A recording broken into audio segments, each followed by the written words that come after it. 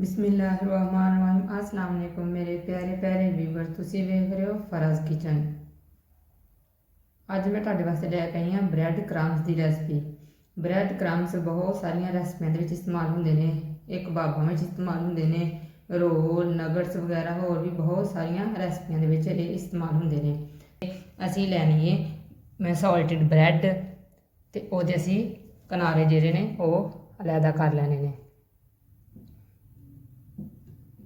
इधर असी सैंडविच वाली सॉल्टेड ब्रैड लैनी है।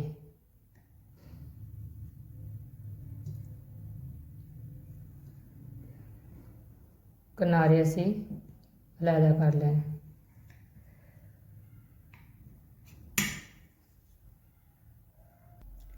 जी सारी ब्रैड के किनारे असी उतार लेने जी। सारे किनारे या असी इहदी कटिंग कर लेने या असी इन्हों हथ नाल तोड़ के छोटे छोटे पीस कर लेने जी। सारे किनारियां दे असी पीस कर लेने। इन्हों हुण असी कोई भी मिक्सी का जार, अगर तुहाडे कोल मिक्सी का जार नहीं है तुसीं इहनूं किसी भी आम हर घर दे विच ग्राइंडर हुंदे ने उस डब्बी दे विच पा के इहनूं तुसीं ग्राइंड करना है जी। माशाल्लाह ग्राइंड हो गए ने जी जनाब। एक असी पैन ले लिया ते चुल्हा असी ऑन कर लिया ते आंच असी बिल्कुल स्लो रखनी है।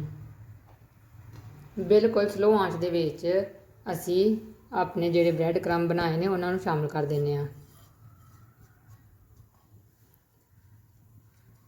इन्हां नूं असी हल्का हल्का रोस्ट करने आ।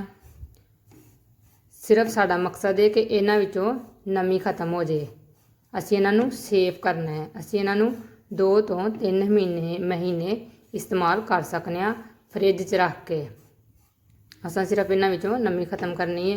हल्का हल्का सिर्फ 2 तो 2.5 मिनट इन्हां नूं रोस्ट करना बिल्कुल स्लो आंच ते